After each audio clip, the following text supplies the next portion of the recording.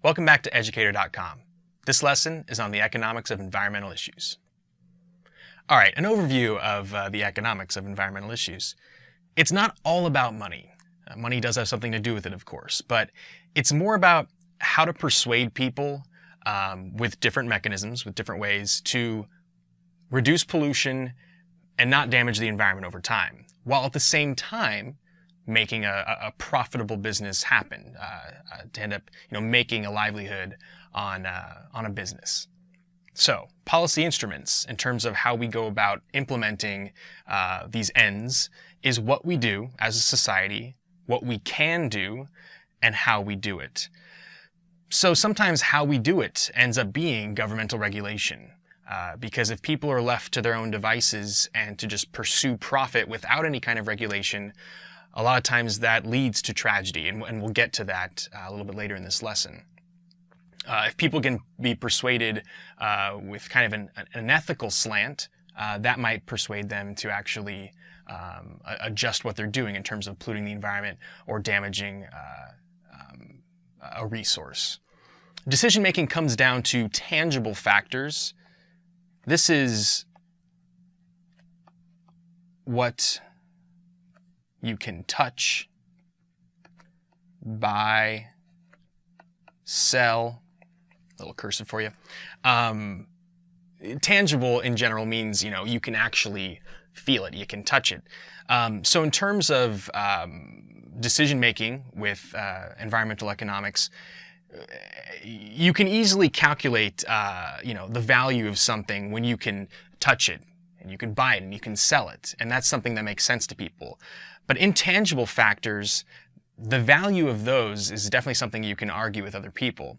Intangible factors, could be when you look outside and you see, the beauty of a hillside with all those trees. That's an intangible factor. The exact value of that, depending on who you ask, it's going to get a different answer.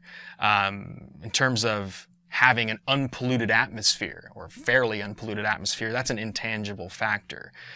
So these two together affects our decision making.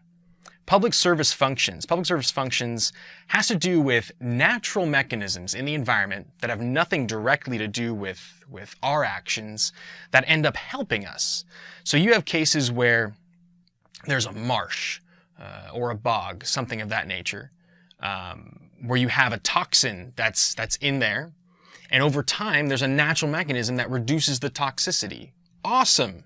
It's a public service function, and it's considered natural capital because it's helping us achieve our ends, what we want to have happen, without us having to spend money or put any effort directly into it. Bacteria is definitely an example of that. So bacteria provides us a natural capital.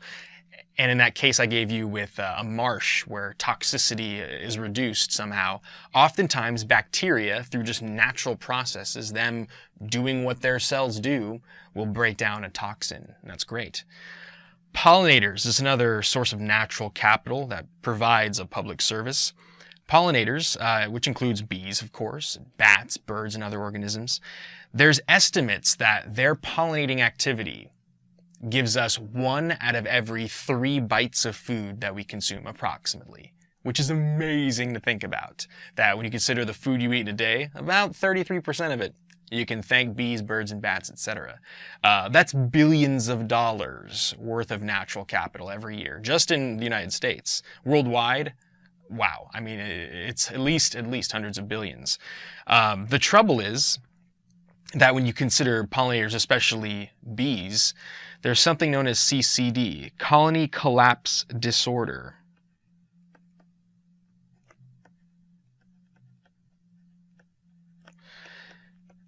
In the last few decades, it's been observed that the prevalence of bees has significantly dropped. The number of bees and the number of colonies just is on a decline. Why? There's a lot of theories about this, but regardless of why it's happening, it's a dangerous proposition that if all the pollinators go away, or the majority of the pollinators go away, it's much harder to provide man hours to actually do the pollinating that this natural capital was providing us. So one of the theories, one of the best theories I've heard of is the rise of electronic usage over the last couple decades could have something to do with it. The effects of cell phones, satellites, etc., all these different electronics that don't seem to bother us consciously may be having a negative effect on bees in their way of life. So we'll see if science can figure that out in the near future.